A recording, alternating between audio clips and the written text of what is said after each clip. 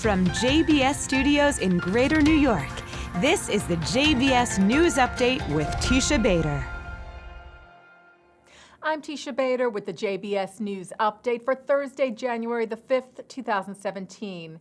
Israeli Prime Minister Benjamin Netanyahu added his voice to calls to pardon the IDF soldier convicted yesterday of manslaughter for shooting an injured Palestinian terrorist. Netanyahu wrote on Facebook after the military tribunal ruling yesterday that it was a, quote, hard and painful day. As we reported to you, in March of last year, 19-year-old IDF Sergeant Elor Azaria shot Abdel Fattah al-Sharif, who had been shot and wounded and was lying on the ground shortly after al-Sharif stabbed two other IDF soldiers. The trial has deeply divided Israel's citizens as well as its politicians, some of whom have called for a presidential pardon of Azaria. The prime minister urged calm in the country amidst clashes between protesters and police after the verdict was read yesterday. There have also been violent online threats made to the judges in the case. The Azaria family released a statement condemning any expressions of violence in response to the case.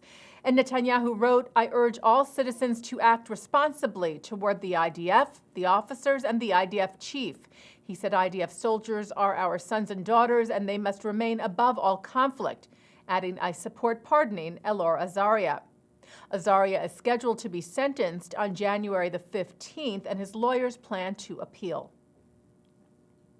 A group of senators from both sides of the aisle introduced legislation yesterday aimed at repealing the United Nations Security Council resolution that passed last month, which called building in the Israeli settlements, including anything over the Green Line, illegal.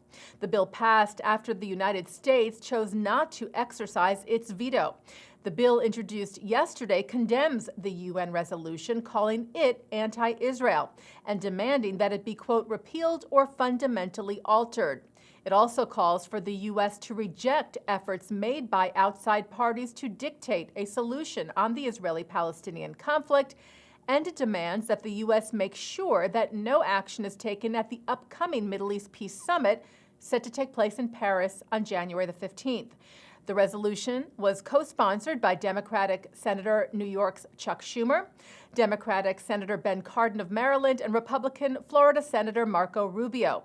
Schumer said of the UN vote and the U.S. abstention that since the days of Zionism is racism, the UN has been a fervently anti-Israel body. He said, knowing this, past administrations, both Democrat and Republican, have protected Israel from the vagaries of this biased institution.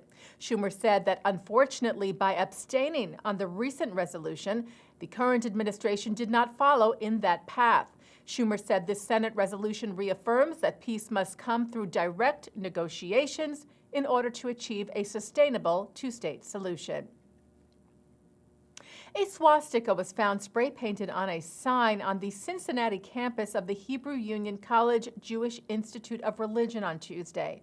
The city's mayor released a statement immediately condemning the incident. Mayor John Cranley said this act of hate perpetrated against our brothers and sisters at Hebrew Union College is an attack on our entire community. He said the city is committed to using all of our resources to bring these criminals to justice. The Anti-Defamation League's Ohio, Kentucky, Allegheny Regional Director Anita Gray called the incident an attack not just on HUC-JIR, but on the fabric of pluralism and religious freedom in the country. And swastikas were also found this week on a poster in a Manhattan subway station. The poster was advertising an exhibit at New York's Jewish Museum and was hanging in the Dyckman Street station on the A line. The vandalism was discovered Monday night. And 3 people were arrested Tuesday night in connection with vandalism of a headstone of a Jewish couple buried in a cemetery in Indiana. The 3 are suspected of writing hateful anti-Semitic graffiti on the Jewish headstones in the Scottsburg Cemetery. They were charged with criminal mischief and criminal trespassing.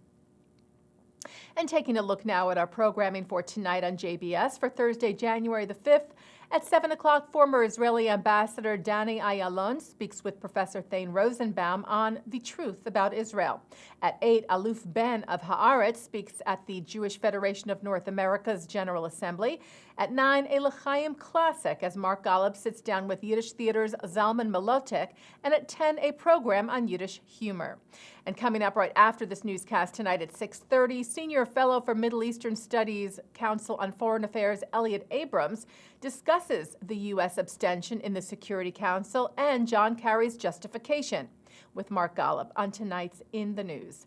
And that's the JBS News Update for Thursday, January the 5th, 2017. I'm Teisha Bader.